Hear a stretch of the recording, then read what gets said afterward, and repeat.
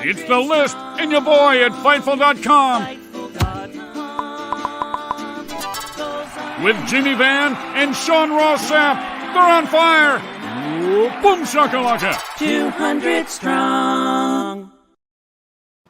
What's up, you guys? Sean Ross Sapp. It is July 27th, 2022. This is The List and your boy. This will be one of the biggest editions of List and your boy that we have ever had. There's so much news there.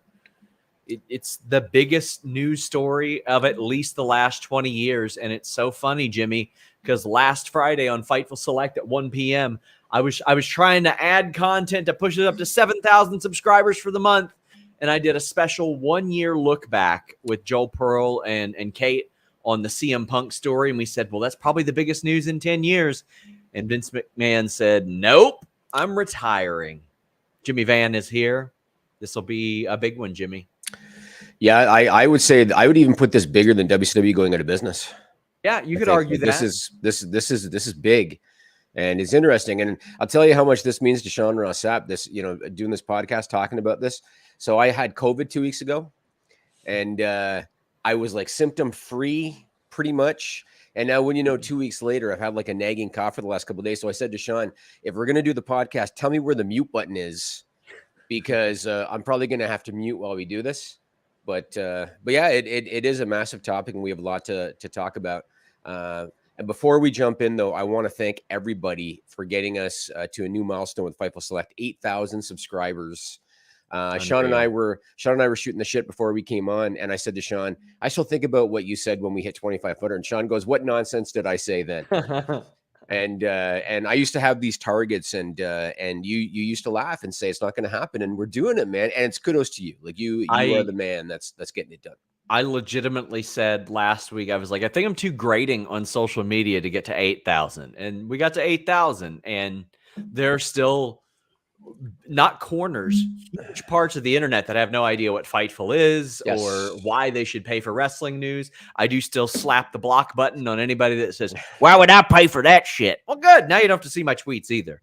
But all of you who do support, I want to thank you so much, because it's changed my life. I've spoken about this several times. I was living in a house that was crumbling around me until a few months ago, and Fightful Select is a big reason why I'm not. It's a big reason why Jimmy is going to let me have the house that he's in right now when he moves. And Chris Raines sent a $25 humper chat and says, just here to give thanks to the paywall Jesus, Jimmy, and the rest of the crew for giving us a great service and community in Fightful. Well, that's been a big part of this. I have said this to Jimmy numerous times. I don't care to let a piece of shit know that I don't want their $5. And that's been the case since Trina and Anna were on the air, and we had a lot of sexist people in the chat. And I said, cool, goodbye. And they say, oh, well, I'm the customer. And I'm like, cool, we have one less customer now. And I don't care, because to me, it's not worth it to poison the well to have bad people supporting what we do. So all of you that recognize that type of community that we have developed, it has been very important to me to have a nicer audience base. And Joey Batts is a part of that, Jimmy. He sent a humper chat at humperchat.com and says, Jimmy, let Sean stay at your house so he can do the Fightful Fantasy Factory. I'm on my knees at Walmart, Jimmy. Oh, yeah? Oh, So I'm sure Sean would love nothing more than to go hang out on my playset in the backyard. I'm sure. Listen, I would field some fly balls from Josh Alexander. Like, we would do all kinds of content. Anytime Greektown came in, I would bring people in. We would do interviews there, Jimmy. See, you don't have to sell your house for an incredible profit, which I know would probably be the case in this economy. You could just invest it in Fightful, because I have been one of the greatest returns on investment that you've ever known, Jimmy. Well, not technically yet, but soon. I was going to say, I haven't made any money yet. Soon. How's that possible? I'm still in the red. Soon. Guys, send in super chats here on youtube.com/Fightful. Send in humper chats. How about this? We got an interview with Titus O'Neil that is up right now. I got one with Drew McIntyre that drops Thursday. And I got a really big one dropping on Friday with Rocky Romero. I mean, he talks about a lot of stuff. There's some pretty surprising stuff that emerges, and you're going to get early notes from all of those on FightfulSelect.com. I'm not going to run through every plug for what we've done on FightfulSelect.com. I'm just telling you guys, try it for 1 month. Try it for 1 month. If you don't like it, tell me to piss off, whatever. But almost like very rarely do I have people say, not worth it. Usually our exit surveys are a little low on money, etc. And for that, we definitely understand. But there you go. All right, well, let's get into the big one. It was Friday when I happened to be checking the Twitter, Sean. I was checking the Twitter. Yeah. And I saw Vince McMahon's tweet saying that he was retiring. And my very first thought was he hacked? Because I hadn't seen a press release or anything at that point. I'd only seen Vince's tweet. So I thought, was he hacked? And then a few minutes later, I saw the presser. And then my very next thought was, what did he do now? Because it was just 2 weeks ago that he doubled down. He was on television. He made it clear he's not going anywhere. Those very brash appearances. He jumped off the ring steps. You reported that when he got to the back, he yelled, fuck him to everybody. Yeah. He wasn't going anywhere. And now suddenly 2 weeks later, he's gone just like that.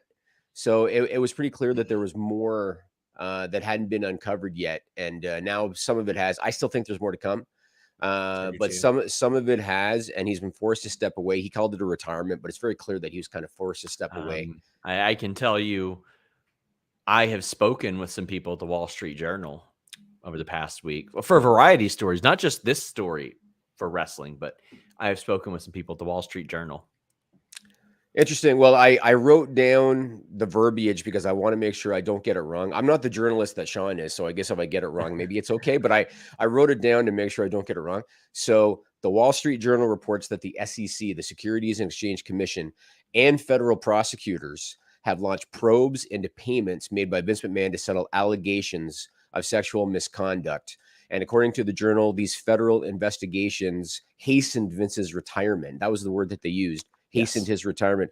The first thing I want to say right out of the chute is, because I've had some questions from people about what does this mean? Is he going to get in trouble? What does this mean?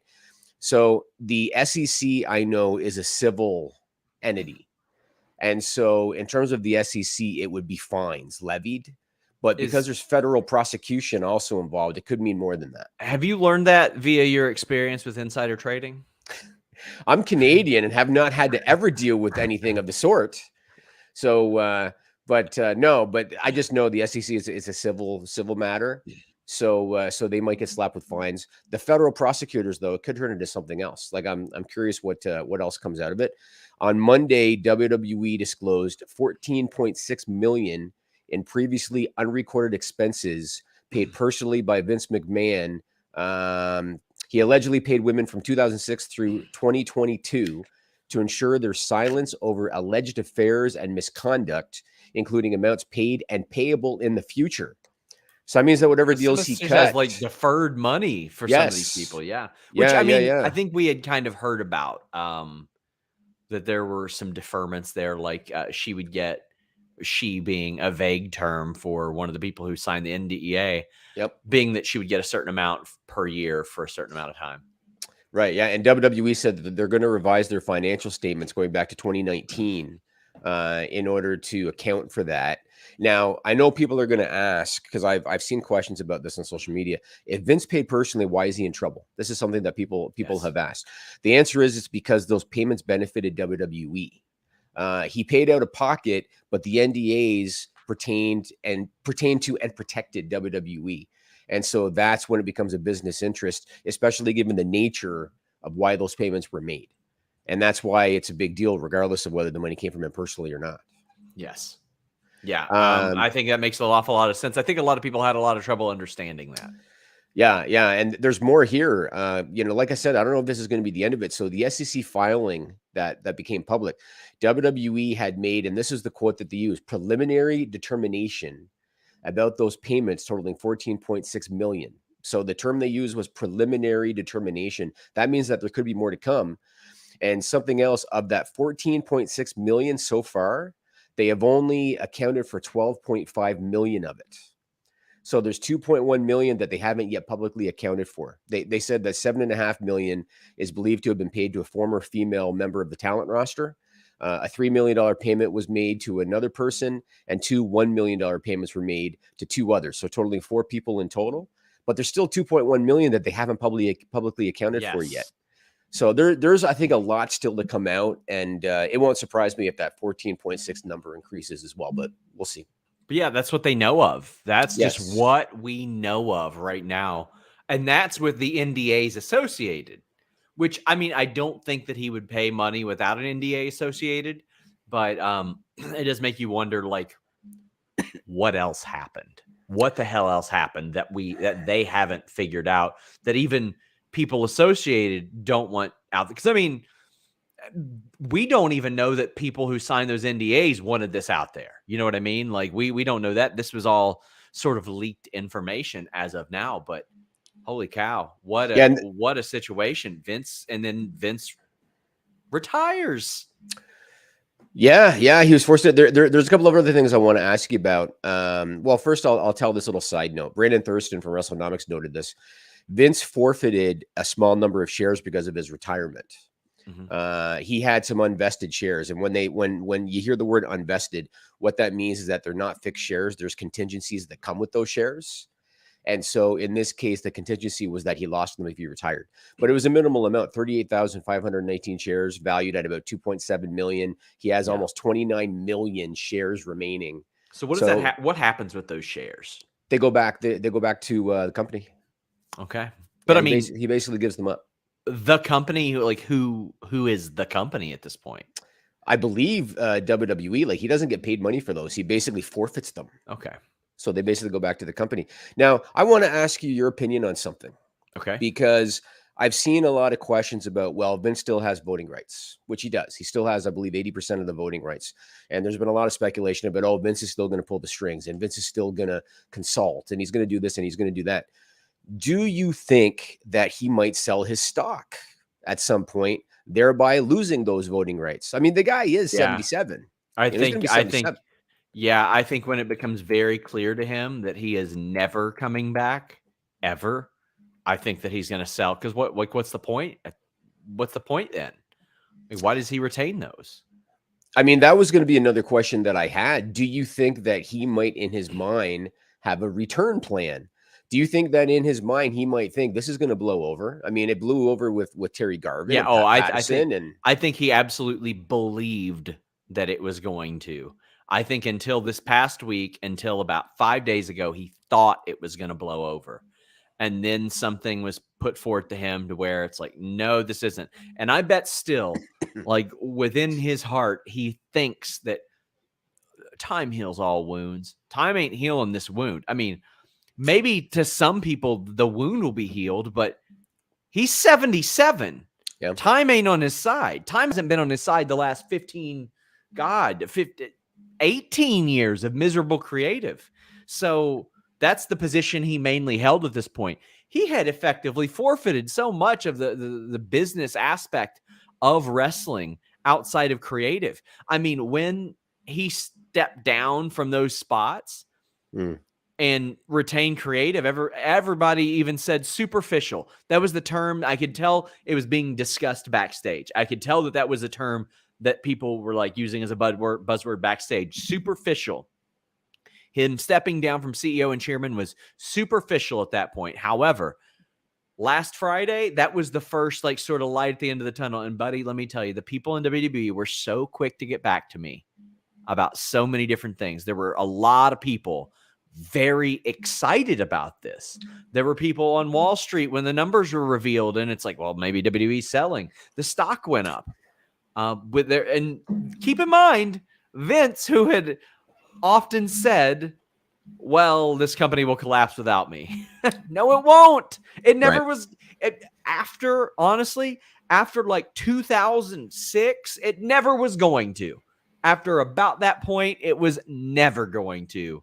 And I guess we'll see. I can tell you guys, for everybody that asked, the Raw that we saw on Monday, I know Dave reported that it was largely written by AAA or by Vince on Thursday. I can tell you, I saw some of the creative plans on Sunday, and it was pretty much what happened on Monday. So I really honestly expect a lot of the same out of SmackDown, but I think that once SummerSlam comes and goes, we're going to see that. And for everybody asking, I want to actually, we'll get to the Rollins talking point later because there's a lot of super chats about it. But I think that probably next week is when we start to see those changes. Interesting. Well, you mentioned the sale, so I want to touch upon that because there's been a lot of speculation now with Vince out of the way. It's going to speed up a sale. Mm-hmm. I just don't see that happening for a while because any suitor is going to want this investigation wrapped up first, right? Like nobody's going to come in and cut a check for $5 billion plus when there could be more on the horizon here. And so until the investigation fully wraps up, which I think is going to take a while, there's not going to be any suitors. But I was going to ask you, and you already kind of touched upon it. Do you have any insight into the feelings internally about a sale with Vince gone? I mean, honestly, right now, that's not being discussed very much based on people that I talk to. Like it's one of those things where they're just all excited. I don't want to say all, but almost everybody is very excited to just see the creative direction that this company goes in right now, because it's truly never been like this ever at any point ever. Even when Vince tore both of his quads, he was still handling a lot of that stuff. So I haven't really heard any discussion of the sale within the company among talent and staff as of yet. I would expect that once the next couple of weeks passes, we're going to see more of that. Have you heard about any corporate fallout that might have contributed to Vince's decision? Like any fallout from NBC Universal or Fox or major sponsorship partners? So I haven't heard anything about sponsors. I thought it was interesting that when I reached out to USA and Fox contacts, I wasn't getting a response. I wasn't getting like a real answer out of them. And usually I'll get something or a no comment. It was very quiet on that front, or a not true, et cetera, et cetera.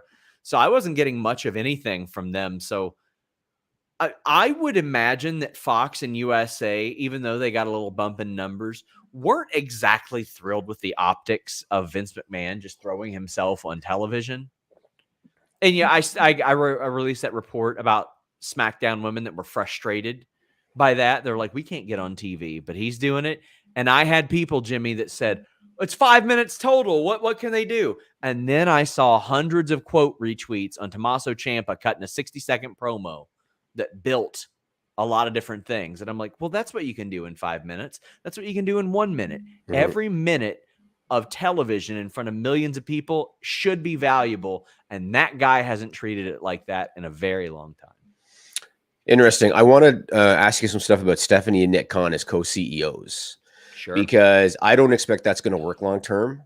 I think that eventually someone's going to have to step to the forefront. Cody Rhodes. Yeah, Cody Rhodes. Can you imagine? EVP. Yeah. But do you remember a few months ago on this podcast, we talked about an exit plan for Vince? Do you remember? And I talked about how it's felt to me like an exit plan was in place because Stephanie was on the quarterly calls and she hadn't been prior. Yeah. And I felt at the time talking about it that it was going to be Stephanie and Nick Khan corporately and it was going to be Hunter creatively. And that's exactly what it is. But I didn't expect co-CEOs. Yeah. Because I can see button heads and I can see stepping on toes. I don't see that working out. And so what have you heard in terms of who is the Vince? Like, you know what I mean? Like Vince, everybody knew was the guy. Who is the Vince? Who do people internally look at as the boss? Triple H and Stephanie and Nick all collectively. So when the Stephanie news was first announced, I mean, honestly, there was a reply that stuck out to me. And I think a lot of people would be surprised if I said who it was, but they were like, well, in theory, Stephanie's my boss and that fucking rules. Everybody likes Stephanie. I know a lot of people pin the releases on Nick Khan. He seems to be well liked too. He gets it. He's repped talent for his career. Triple H, well, he's a sign of hope. He's a sign of hope for most of these people. And there are a lot of people excited. Now, there were some people that weren't so excited about him having talent relations and creative for the reason that I mentioned a couple of weeks ago. You got to now go up to the guy that writes your creative and say, can I have a week off? And it's not all sunshines and rainbows. I can think of 3-4 really good talent. You had Deonna Purrazzo, Chelsea Green, Wendy Chu, Stokely Hathaway. All of those people were parked for like over a year and not used on TV. You can't find something for those 4 to do on TV in any iteration, NXT 2.0, black and gold, upside down, reality show. I don't give a damn what it is. Those 4 people you can't find something on TV for. So he's not without his creative shortfalls either, but there's a lot of optimism there. But it isn't seen as like one big power. I can tell you that the idea that Kevin Dunn is a boss, like, dissolved an awful lot over the past few weeks. Interesting. Do you see a time, because obviously things are evolving as things going along, do you see a time where Hunter passes on the talent relations role? And if so, who do you think would be a fit for that? Talent relations. Well, I you know what? I'm going to take a look at who they got right now. Well, John Cone does really good. I just want to say that. I've never had the fortune of speaking to John Cone, but I hear a lot of people talking about how well that he does in that talent relations spot. So that would be somebody. But I think a lot of times it is important to have somebody who is a worker, yes, be a part of that. TJ Wilson has been very good, but I mean, he don't need the money. Yeah. I think that a Chris Park, a former Abyss, would probably be pretty good at something like that. He's been on kind of like the cutting edge of that type of thing. Are these people Triple H people? That I don't know. Chris Park was brought in a few years ago. Yeah. But I mean, there's some people at the Performance Center that I think would be good as well. But I think there are some producers. You ideally want some production experience, some wrestling experience, some management experience as well. I don't. Shane Helms has had an awful lot of experience in booking and stuff like that, and helping people. Like, he's helped prepare Logan Paul. I think he kind of see some of that stuff, but I feel like they should probably have a bit of a talent relations committee in there. That way, it's a little bit more broad than just, well, let's all blame Jim Ross or Johnny Ace or whoever it may be. You just have to watch. The reason I don't like the co-CEO thing is it's very easy to point fingers and he said, she said. That's true.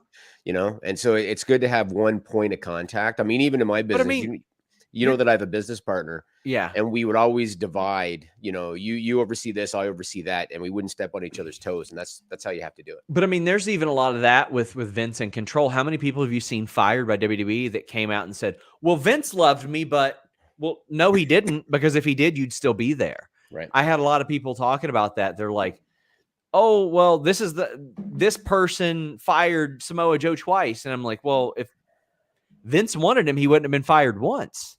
That's the reality of the situation. Right. We've got Anakin saying, why do you think Triple H didn't look to make some changes to Raw? I, at the very least, wouldn't have had the first match ended a DQ. I would have probably changed that right out of the gate. I probably would have. Why didn't he?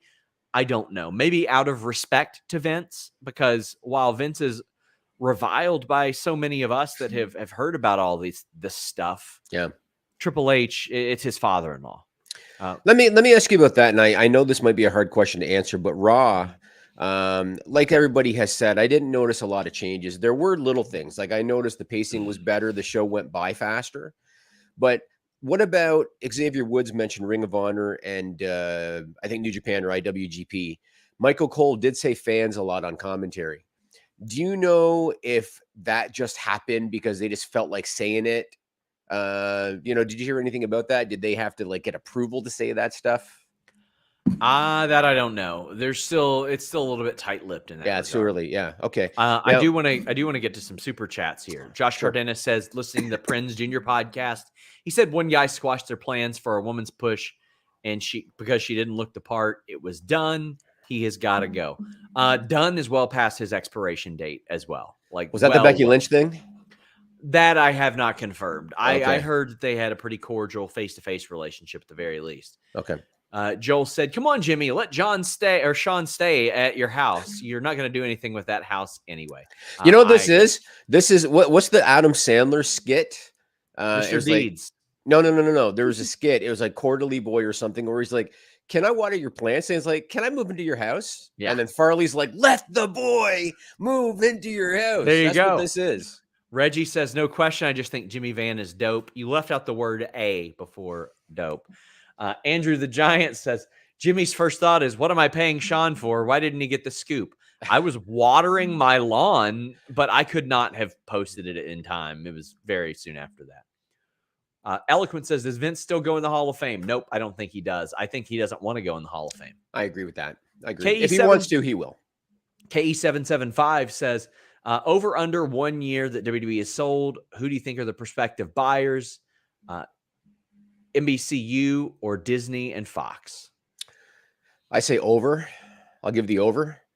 Okay. And I think NBCU makes the most sense. I know that there's always all this talk about Vince wanted Disney or something, or Vince looked at Disney as, you know, the option that he liked for whatever reason. Yeah. But NBCU, they've got how long have they going back to primetime wrestling? Very long, a long Like time. decades and USA, decades. Yeah. And I feel that USA especially really needs Raw, really needs the Raw brand. Mm-hmm. And NBC's got the money. So I think NBCU is still probably the top of the list, in my opinion. I'll tell you what's at the top of the list for me. NordVPN.com/Fightful, Jimmy. Change your virtual location with just one click. I'll be traveling to Nashville and LA as you're looking around for some silly stuff to throw up on the air while we do a very generous ad read for the best, fastest VPN in the world. You want to talk about a great deal? An additional month free, 30-day money-back guarantee in case you don't like it. That's what NordVPN.com/Fightful brings you. Maybe you want to subscribe to AEW Plus or WWE Network, but you can't here in the States. Well, you can with NordVPN.com/Fightful. Brock loves it. Brock, the real reason Brock walked out on Friday, they're like, why doesn't my laptop have NordVPN.com/Fightful? He was mad. He was mad because where he was, SmackDown was geo-blocked. Well, you know what? They made it good. They gave Brock his NordVPN.com/Fightful. He showed back up and he did business. That's because he's got that malware blocked, that annoying pop-up ad blocked. Oh, I'm getting blocked and Brock messed up. Block Lesnar. Well, you can block Lesnar some pop-up ads with NordVPN.com/Fightful. And now they have 3 great tiers. One with just a VPN. You go up one, you get a pass. You go up one, you get a locker as well. NordVPN.com/Fightful, Jimmy. We got lots of great sponsors today. Isn't this thing cool, man? No. I don't know if Matt they still make them. Matt Payne says, my 2-year anniversary on Select is Sunday, my birthday. Y'all are the best around and help me through some tough times. Thanks, Jimmy, SRS, and the crew. Well, thank you for supporting us, and happy birthday. Happy birthday. Did you know today's Triple H's birthday? I did. 53rd it was your birthday this weekend, Jimmy. It was my birthday. Yes, also your 53rd birthday. You're a sweetheart, Sean. Ryan Lambert said he loved Steve on Know Your News. More of him, please. Steve is fantastic. That was really good. Do you have the Know Your News, whatever the hell overlay? Yeah, put that up. I mean, God, we're going to do 4 ad reads today. What the hell's wrong with you, Jimmy? Well, you can cut one out and put it somewhere else. So Know Your News tonight. That's the podcast I do on Tuesdays about stupid news. I had Steve from Steven Larson this week. That guy, I was telling Sean, is freaking hilarious. He should do stand-up because his wit is like this. He was really good. One of the most fun shows I've ever done. So check that out. Alex and Kate this week, they reviewed the movie. Stay tuned. Have you ever seen that, Sean? I've heard of it. John Ritter was in it, and there was wrestling cameo by the One Man Gang.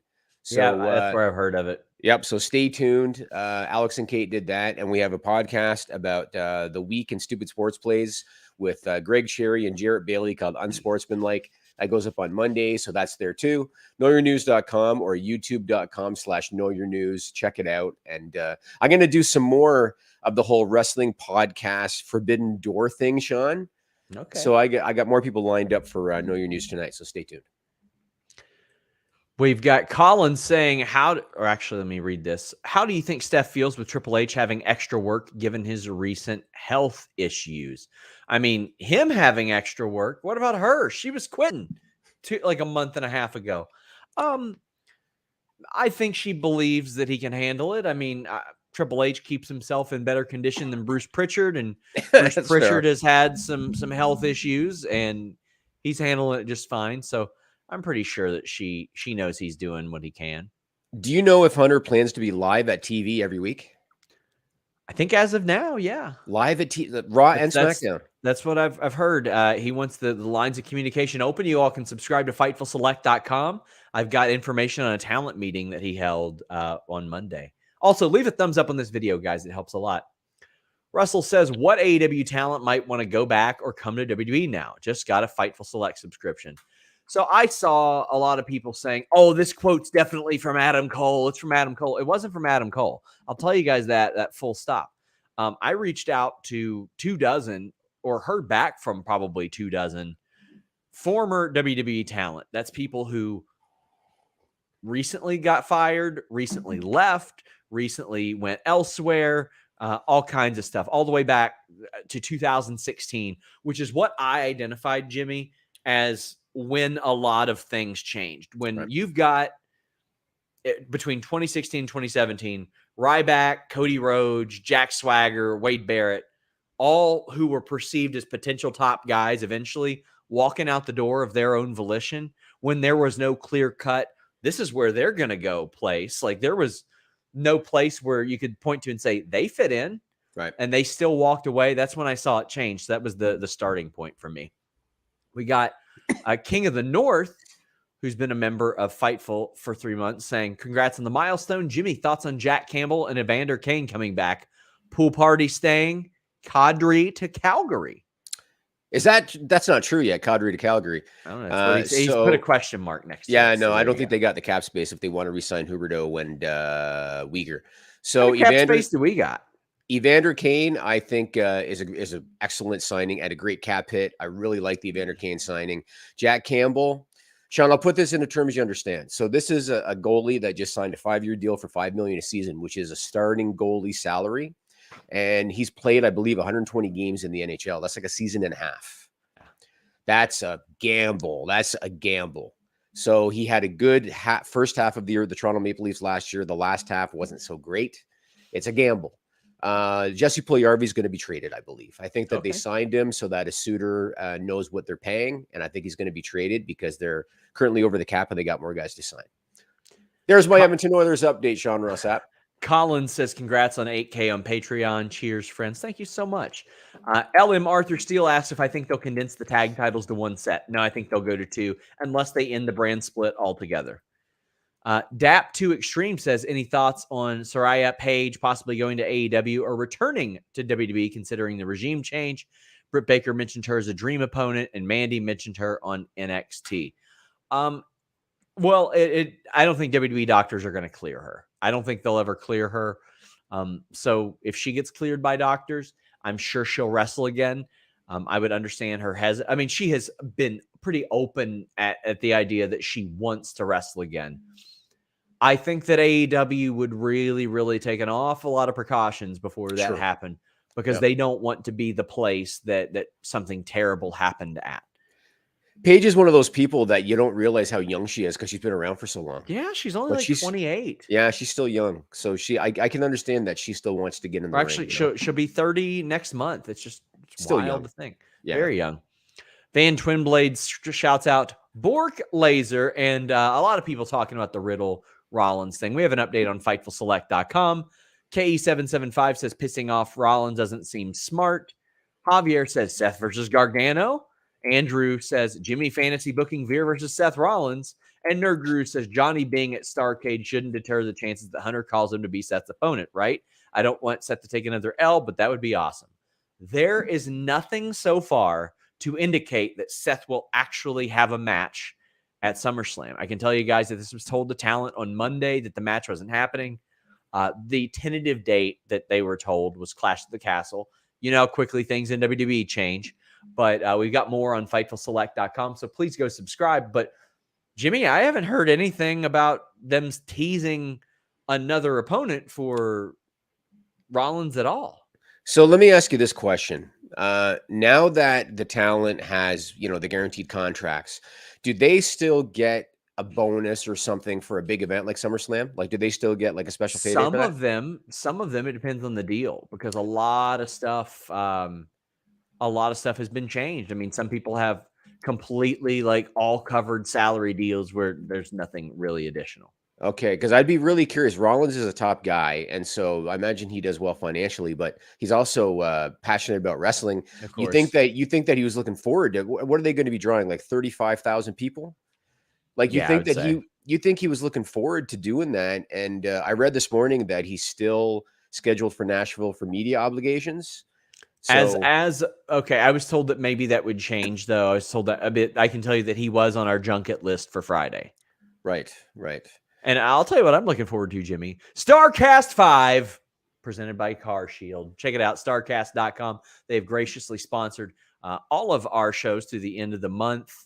And we definitely want you guys to check that out. The card on Sunday for Ric Flair's last match is insane. It's got the Briscoes, Motor City Machine Guns, the Wolves, Josh Alexander, Jacob Fatu, Deonna Purrazzo, Jordan Grace, Harry Smith, Killer Cross, Ray Phoenix, Laredo Kid, Bandito, tons of stars. And that's in addition to Ric Flair's last match at the Nashville Municipal Auditorium.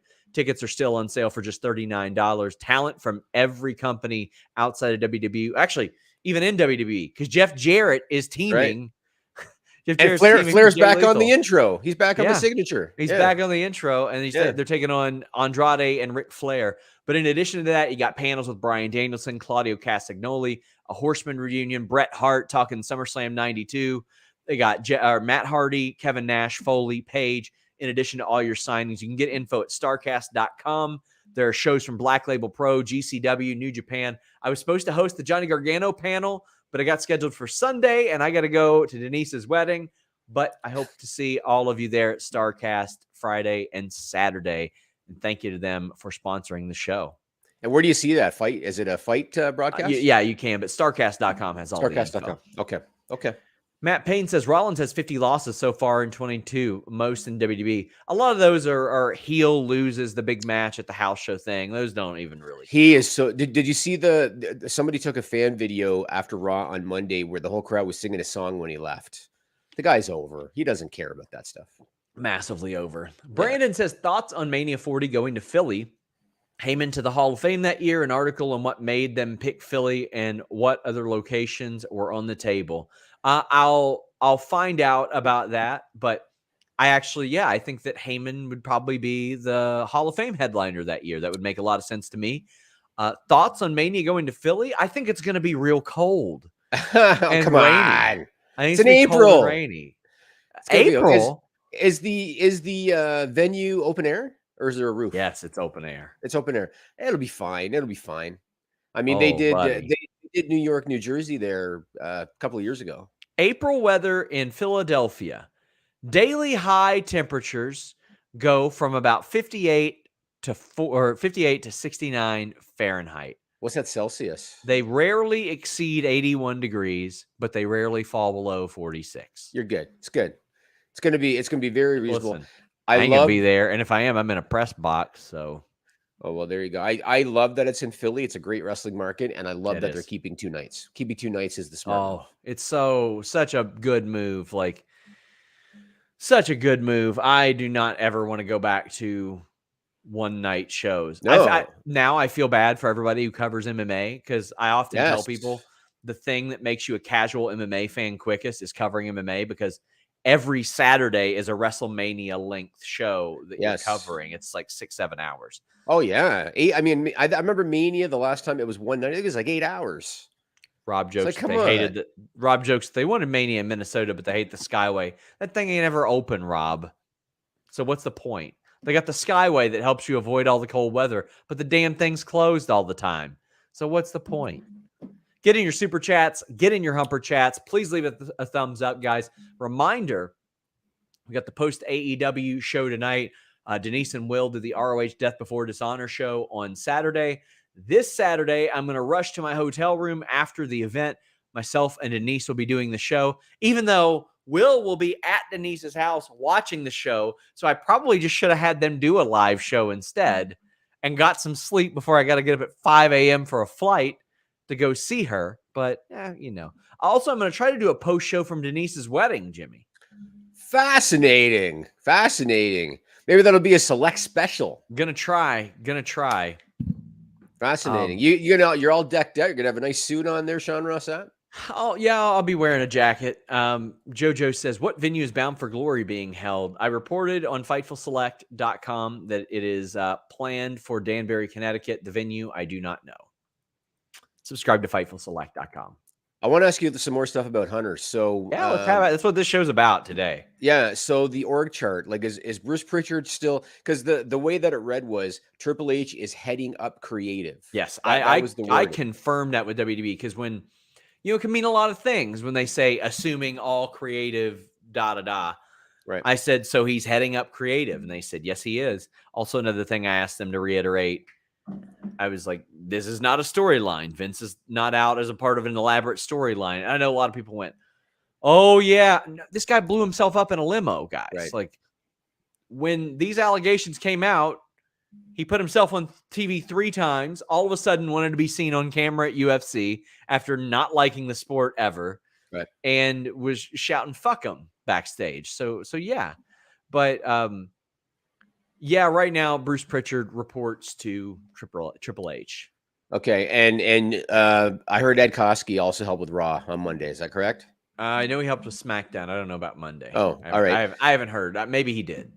And so you think that SummerSlam will be Hunter's coming out party creatively? You think that's going to be his first stamp? I would be more inclined to believe that it'd be Monday. Okay, the Raw after SummerSlam. Maybe some of the finishes would be his. Yep. But yeah, I think that would be a good way to like establish some finishes for sure. But then after that, I would assume it's Triple H's creative. I'll find out a lot more this week. FightfulSelect.com. We'll have a lot more this week.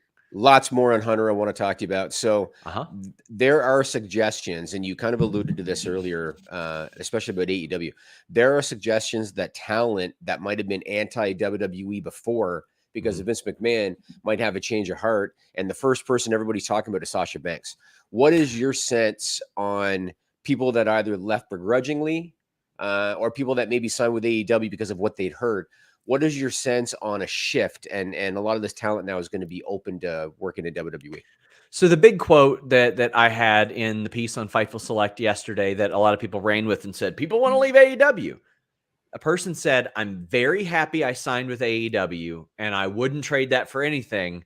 But if Triple H managed the main roster, I would not have gotten to a free agency period. That's what they said. They would not have gotten to a period where they were offered a new deal. I don't even say a free agency period because I talked to 2 people and one of them just passed up on a deal, like outright. But they wouldn't have even got there because they like Triple H so much. So yeah, the perception's changing a little bit. However, I don't think anybody is necessarily just like, oh yeah, everything's going to be wonderful and all that. Like, and all the people that were trying to imply that I reported that people were ready to jump, that isn't true at all. At least based on those that I talked with. Yeah. This leads me to my next question, which again is similar to what you just mentioned. So I read some online sentiment, and I think it's silly, but I read some online sentiment about how AEW is supposedly in trouble now because WWE is about to ramp things up creatively with Triple H in charge. I think it's... Yeah, I just don't see how this impacts AEW because it's not like AEW's quality is going to drop. You know what I'm saying? With a dog shit creative, we got pumped up. Let's fucking go, Tony Khan at press conferences. I would love to see what kind of a Tony Khan that we see emerge and what kind of creative stuff that he pulls out of the hat, as well as other companies, Scott D'Amore and all these other companies. When you've got somebody that's actually giving a shit about the show. That's what I want. I want this. I want creative. I want the fun little jabs, the harmless little stuff. I want the spirited, harmless competition. As long as like they're not as long as Tony's not making like heart attack jokes about Triple H and Triple H isn't making like really weird, like, oh, he's on coke jokes about Tony Khan and goofy shit like that. Bring on the spirited competition. Bring on that type of stuff because that's healthy and that's what we want to see. That motivates people. Like you mean to tell me that those billionaire TED skits didn't light a fire underneath everybody who was targeted in them? They did. They all stepped up their game, and WCW was on fire after that. And man, and a lot of the stuff that WCW did lit a fire under Vince McMahon. That's what you want to see. And then while they were battling it out, you had a third company come along and say, if y'all don't like either one of these companies, here we are. We're ECW and we're really good. That's what you want to see. That's what you want to see. Yeah, and that's what I want to see. I still think Hunter's going to not acknowledge AEW because I think he has that Sure. mentality when you're number one. But I definitely think AEW is going to continue. They've always been kind of subtle. I don't recall them coming right out and just being real dicks about it. They're kind of subtle about it. But I think that's going to continue. Okay, I want to say another note about Triple H. This video has been making the rounds about his appearance on Steve Austin's podcast in 2015. Yeah. And I've seen it all over. Everybody's been posting it. And the clip that they're posting is when Triple H says, he said, if I could change anything, I'd love for Raw to be 2 hours. Yeah. That's what he said. That's not going to happen. I sent Sean a link. I don't know if you saw it. Well, it's absolutely not going to happen before the next rights deal. If they can somehow get comparable money for 2 hours as they are now for 3, I think it's not out of the realm of possibility that it happens then. But they're not just magically lopping off an hour. They're not handing that money back. No. So I look at it like this. So number one, I don't think it's Hunter's call anyway. So even if Hunter wants it to be 2 hours, I don't think that necessarily means anything. But you have to look at it like this. I think the price tag for right now, I think USA pays $260 million a year for Raw, I believe. Mm-hmm. So that works out to about $87 million per hour over the course of a year. They're not going to walk from that. Yep. And like you said, that's before the next round of negotiations. So it's not happening. And I sent Sean the link to a wrestling website, and their headline was Raw's going to 2 hours. And all they had was the video of Triple H from 2015. Yeah. It's nonsense. It's not going to happen. Beyond that, like we look at wrestling numbers and you're like, oh man, it's so much lower than it used to be. Oh, not for USA Network. It's not. Todd Crisley ain't drawing that much right now, buddy. Is he still on the air? Buddy, that man has weathered more shit than Vince McMahon. I thought they're going to jail. They still got a season coming up. Do they? Oh, geez. This guy, God, they got to pack him up. Avanov says, are EDM and CGY big enough for AEW to run in Canada? I don't know whether that Edmonton and Calgary. Yeah, I mean, they do. They are. They do Raw there. Sure. Yeah. We got a donation from Emily Duda. I'm going to look through and see if you had a comment, but regardless, I want to thank you, Emily. CFO isn't a thing anymore, are they? Nope, they split up. They had issues with their publisher, and they ended up splitting up. Tom Talks Rebus says, love all you do. Well, thank you very much. I know that you've interviewed a couple people on Fightful. I want to thank you for that. Corey says, Sasha can't take bookings until 2023 still, right? I don't know if she can't take bookings. I can tell you that when a wrestling promoter reached out, they were told that she's not taking wrestling bookings till January 1st. In my line of work, you have to pay attention specifically to what these people are told, because can't and won't are two different things. And I don't have an answer. Who could be you see as potential bidders? Comcast, Disney, Fox, UFC, parent company Endeavor making a play as well. Jimmy, I think you were right on the money. NBCU. Okay, how much did the UFC get bought for? UFC, somewhere around $4 billion. $4 billion? Yeah, somewhere around there, yeah. For the whole shebang, right? Yep. WWE right now has how many concurrent $1 billion deals? Like 3 between Saudi, Fox, yeah, Fox NBCU. And Fox and USA are $1 billion. Peacock is too. Yes. They got like what, so. four concurrent $1 billion deals that's guaranteed. That's completely separate of merchandising, live ticketing, any of that stuff. I don't recall. Was the Saudi deal $1 billion deal? I thought wasn't it 10 shows for $500 million? Like they never said the amount, but then when you broke down how much they got for each, I think it was like $50 million a show, 10 shows, wasn't it? I could be wrong. Let me take a look. Brandon Thurston has said that they've made over $350 million more. So we'll just whatever. Who cares? They've got a company that is years ago, like 6 years ago, sold for $4 billion or whatever. Meanwhile, they've got all these different concurrent deals.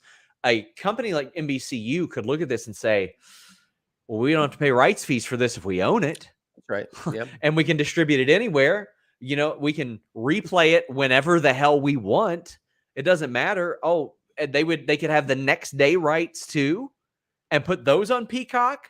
Yeah. Which that I think it would be a smart deal for an NBCU to do that, Jimmy. Like, I think that them buying WWE makes an awful lot of sense financially. I mean, I definitely don't think it's going to be Endeavor, because Yeah. Endeavor had to raise the money to buy the UFC. Mhm. And I remember, and I don't know where they stand today because I haven't looked it up, but I remember at the time they were struggling to make their payments, their debt payments at the time. The ESPN deal might have changed it. I haven't looked it up, but they did struggle. I see no way that they're going to go out and raise $5 billion plus. I think WWE could get over $5 billion. Yeah. And I don't think they're going to go ahead and raise that. I think NBCU makes a lot of sense. And like you just said, they would be essentially saving $2 billion over X number of years on the rights fee deals that they have now. Plus, they would own it for forever. I think they'd make their money back pretty well. Let's get through these super chats. Emily says, will Triple H headline Hall of Fame next year? Rock to induct him.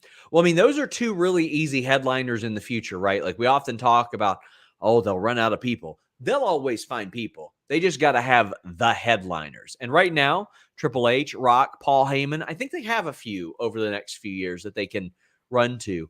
Hunter's not going to do it so long as he's had a creative, I don't think. Yeah, but I think that Shawn Michaels would probably induct him, to be honest with you. I think that would make a lot of sense. Do I think Rollins is in the SummerSlam main event, or is he going to face a surprise? I don't think either one of them, based on his tweet. I don't think so. I haven't heard specifically one way or another, but I don't think he'll be on the show. Did Vince retire or resign? What's the difference? Jimmy, I'll let you handle that one. He resigned forcibly, and I think that they let him use retirement as a public explanation out of respect. Joel Wood says, with Triple H now in charge, how likely do you think it's Sasha, Naomi, Bray, or Gargano return to WWE? There are about 15 TV-ready talent that I think they should immediately bring back and disperse among their three brands, from Cross, Scarlett, Braun, Bray, Taya, John Morrison, Sasha, Naomi, Johnny, Candice. Like, that's off the top of my head. Dakota Kai, Tegan Knox. Like, there's an awful lot there that should probably still be there. Bronson Reed is another one that Triple H liked an awful lot. How likely do I think it is? I think it's pretty likely that several of them return. Can I ask you this question? So in the past, I should stop saying, can I ask you this question? In the past, I would explain about like the costs associated with those releases and how, like, it, in the general scheme of things, it didn't do a ton to the bottom line. And remember, I talked about the new building and what the costs were for the new building. And I thought that contributed to them doing these releases. What do you hear internally now about the financial end of things? Because we haven't seen a massive, release sweep in a while, with the exception of the NXT one there a little while ago. Haven't seen a massive one. The roster's pretty lean now, I think. Have you heard a lot internally about, oh, they're cutting costs because they want to sell, or they're doing it for this reason or that reason? Or do you think that the feeling internally is they can bring back these talents and they will bring back these talents? I know that people in the company want them to bring back these talent, but it is very much we're going to see how things play out over the next month and a half and see if any of them get brought back or re-signed. Because if you hire Bray Wyatt, you're making your money back on Bray Wyatt almost guaranteed. He had the contentious relationship with Vince, not necessarily Triple H. But to me, why wouldn't you have somebody who makes money on your roster if you're trying to sell the company? I look at Bray the way I look at Sting. Remember when AEW signed Sting?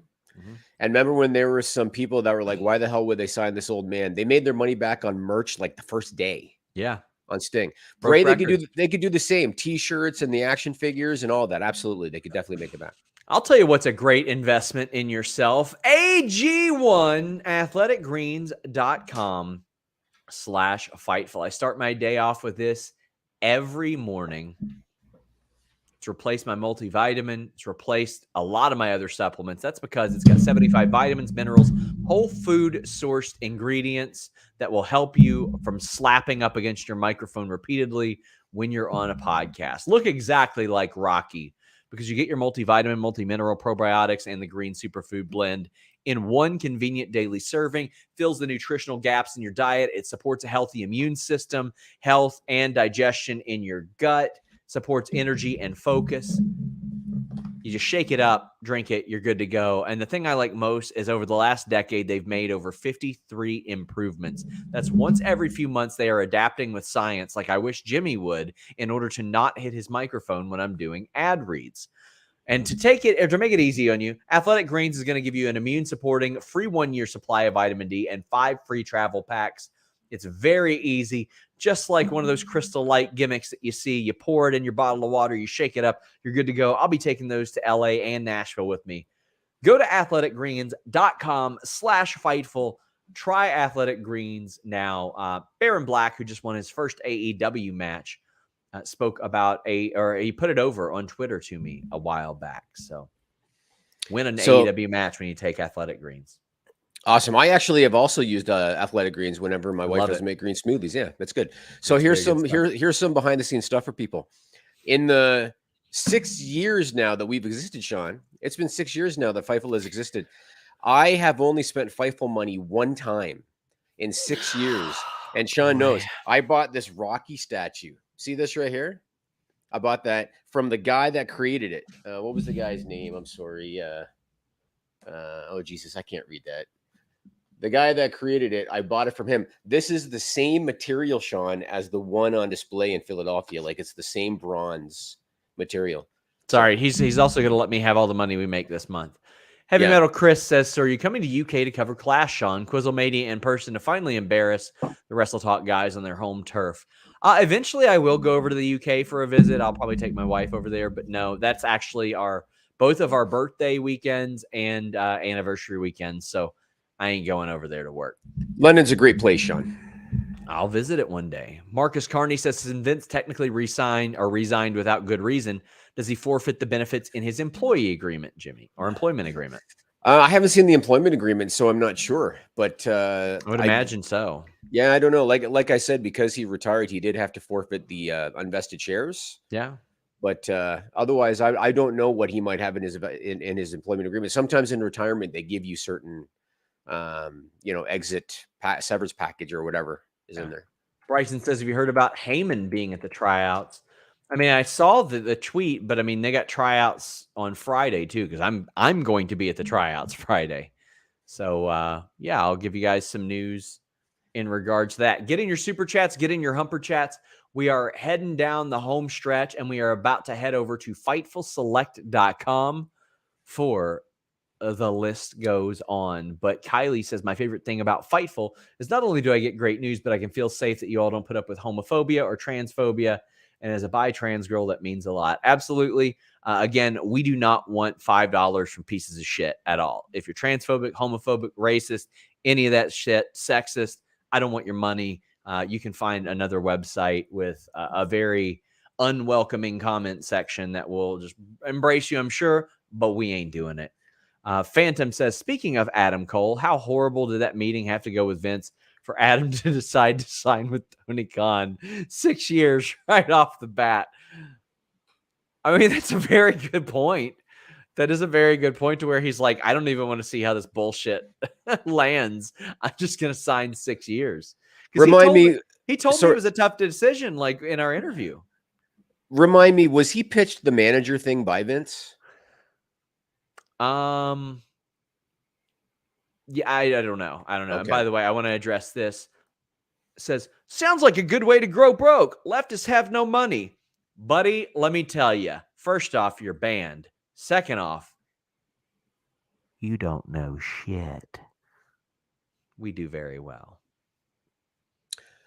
Let's talk. We're done. Okay. Okay. Is it possible for them to have the WWE version of the NFLPA, an entity separate of creative, but not just one person? NFLPA is the NFL Players Association. That's more like them union, effectively unionizing. I think if WWE ever has a quote unquote union, it will be more like the WWE Players Association than a union. And but what else you got, Jimmy? We got Wrestle Wriggle saying thanks for the awesome news and content. This is one of my favorite shows of the week. Thanks again for the hard work it shows. Well, I'm glad. Let's talk about how poor Sean Ross Sapp got shit on about the Brock Lesnar news, even though you weren't wrong. It was absolutely right. I'm saying it again, buddy. I blocked probably 200 people over that. Yeah, he said that. Anybody that was remotely a dick about that, I was like, and I know that there are people who are like, you're thin-skinned. What are you doing? Dare I say it's more thin-skinned to complain about what adult blocks another adult on Twitter. But hey, listen, if you want unblocked, here's what you can do. You can go to your little computer. You can type on your little computer. You can message Kyler on the Fightful account. Kyler's going to be like, God damn it, Sean, we got another one. And then I'll unblock you. But that story was absolutely accurate. Brian Alvarez was right. I had heard this from numerous sources right ahead of it. And people said, well, why didn't you say when he was back? Because I didn't fucking know. What, I'm supposed to have his locker room bugged? I didn't know he was back. I knew he left. Didn't know he was back. Come on, man. Just because we report news and we get the stories doesn't mean that we have any responsibility to have every bit of news that travels through that company. Just not realistic. Have you heard if Brock was promised more money to return? Have not, but I heard that he was in a much better mood when he came back. And right.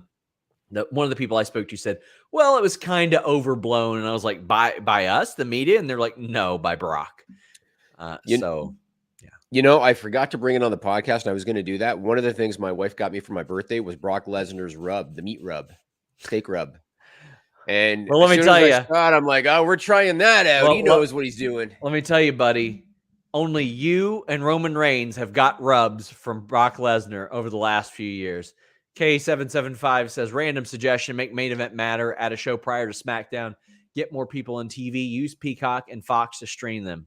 Yeah, well, I mean, they have separate deals for main event. But yeah, I agree. As somebody who actually watches main event, I watch the matches at least. T-Bar does great work over there. Tozawa and Ricochet as well. I agree. Joel Wood says, so with Vince being gone and Triple H and creative, do you see the NXT 2.0 vision changing again to allow more independent talent to mix with the current talent? I think we're going to see more independent talent making their way. I don't think it's going to change categorically, but I do think that we're going to see a bit of a mix. I like the production on NXT 2.0 a lot more. I don't think it'll ever fully go back there because Triple H has something else to do now, but we do too. Wasn't the 2.0, sorry, quick thing, the 2.0 thing, wasn't it Nick Khan's directive to go with more college athletes and less independent wrestlers? I don't want to say directive, but it was something he was in favor of for sure, is what I heard. Yeah. Well, guys, I'm in favor of you subscribing to FightfulSelect.com. By the way, if you're in the chat here on any of our live shows and you want your question or statement answered, humperchats.com. That allows you to leave your question or statement even before we go on the air. So if there's something that you want to ask, but you can't watch the show live for some reason, head over to humperchats.com. Until next time, guys.